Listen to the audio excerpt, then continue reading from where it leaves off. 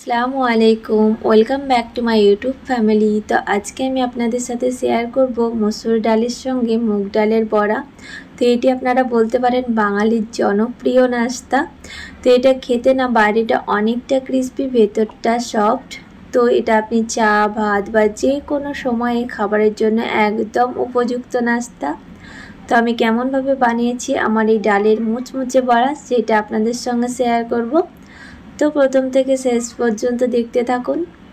তো চলুন এখন আমি ভিডিওটা শুরু করি। তো প্রথমে আমি এখানে নিয়ে নিচ্ছি মসুর ডাল। তো এখানে আমি 1 কাপ মসুরির ডাল নিয়ে নেব।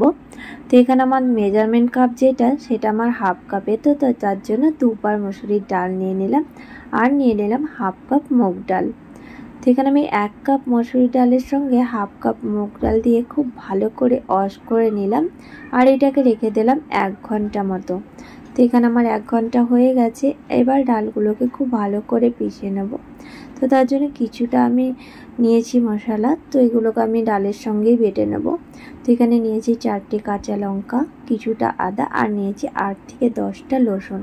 তো এখানে আমি হাফ মসুরি ডাল দিয়ে দিলাম, আর দিয়ে দিলাম 2টো কাঁচা লঙ্কা, 2 টুকরো আদা, আর দিয়ে দিলাম 5 থেকে 6টা রসুন। এবার সবগুলোকে খুব ভালো করে বেটে নেব। তো এখানে আমি 2 বার পিষে নেব। তো তার জন্য একবার ভরে মিক্সারে একটু পানি দিয়ে দিলাম। এবার আমার এখানে পেস্টটাও দেখতে পাচ্ছেন কতটা স্মুথ হয়ে গেছে। তো এখানে আমার একবার হয়ে গেল, আর একবার আমি সেম প্রসেসে করে নেব। তো এখানে আমার 2 বারে আমি মসুরির ডালগুলোকে বেটে নিয়েছি। এবার এর মধ্যে কিছুটা পাউডার মশলা দিয়ে দিচ্ছি। তো এখানে দিয়ে দিলাম 2 টেবিল স্পুন হলুদের গুঁড়ো, 2 টেবিল স্পুন লঙ্কার গুঁড়ো, 2 টেবিল স্পুন জিরে ধনে পাউডারের গুঁড়ো, আর দিয়ে দিলাম 2 টেবিল স্পুন লবণ। এবার সবগুলো মশলার সঙ্গে মিক্স করে নিলাম। এখন এর মধ্যে দিয়ে দিচ্ছি কিছুটা ধনে কুচি, আর দিয়ে দিচ্ছি এখানে পেঁয়াজ কুচি একটা।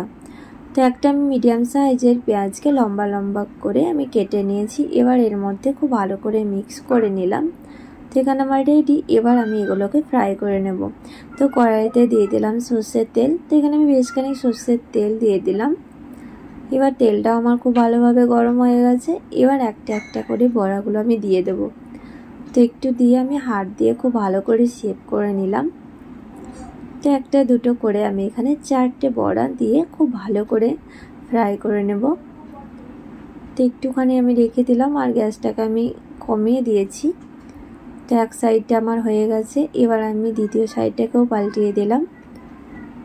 তো এরকম করে আমি বড়াগুলো যতক্ষণ না ব্রাউন হচ্ছে ততক্ষণ আমি খুব ভালো করে ফ্রাই করে নেব। তো এখানে আমি 2 থেকে 3 বার পাল্টিয়ে পাল্টিয়ে খুব ভালো করে বড়াগুলোকে সেঁকে নিয়েছি। তো বড়াগুলোকে আমি আরও একটু মুচমুচে করে নেব। আর এখানে দেখতে পাচ্ছেন আমার কালারটাও চেঞ্জ হয়ে গেছে। তো এবার আমি সব বড়াগুলোকে আলাদা প্লেটে উঠিয়ে নিলাম। তো সেম প্রসেসে আমি বড়াগুলোকে আরও করে নেব। তো আমার যতগুলো বড়া ছিল সব এখানে আমার হয়ে গেছে।